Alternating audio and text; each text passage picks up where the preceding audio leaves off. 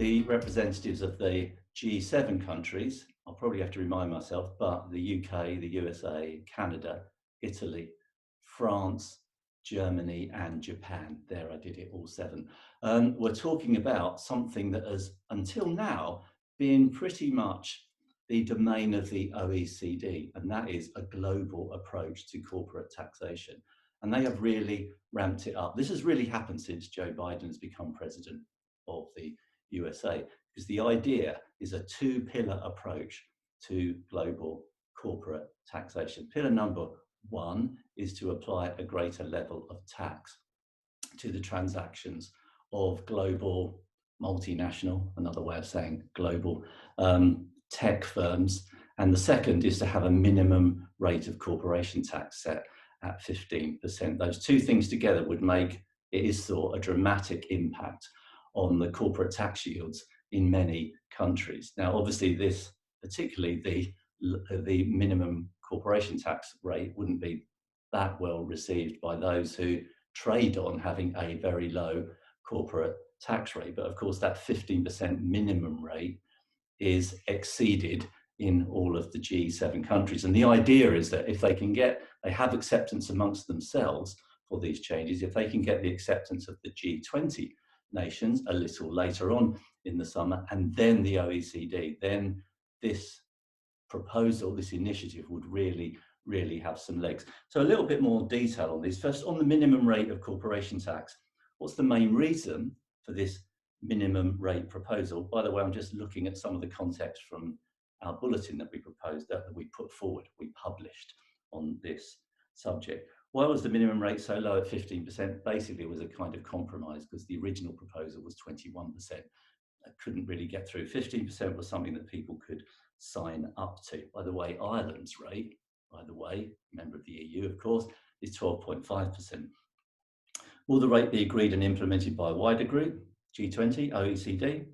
Possible, and it's absolutely necessary if this is going to have any kind of impact on a global scale. Would it have an impact on the taxation? This was an interesting point and a question I asked myself really, and then had to do a bit of work. Would this have an impact on the taxation of offshore life assurance companies who are almost universally in low tax jurisdictions? Well, it might, because we haven't seen the detail yet. If we took the line of UK companies, then the proposed increased rate of 25% and even the current 19% rate does not apply to the taxation of policyholder funds, because that taxation rate is linked to the basic rate of tax, not corporation tax. So if that were also the case, an exclusion as it were for offshore life funds, then that rate, that minimum rate, wouldn't apply. But we don't know yet, so it might. We will definitely need to watch out for that. On taxing global multinationals, this is a really important point and could provide what wouldn't be far short of a windfall to the UK government to help repay that massive government borrowing. Reason the proposal's being made, I'll read out here: to ensure that the largest global multinational companies, e.g. Apple, Amazon, Google, pay more tax in the countries in which the buyers of their goods and services reside. At present, companies can set up local branches in countries that have a relatively low corporate tax rate and obviously pay less tax. So they're looking to charge tax in the countries, in the locations, as it were, where the transactions take place. Which companies could be affected? It seems only the largest global companies with profit margins of at least 10% would be caught. How does tax work? There's a lot of work to do on this, of course.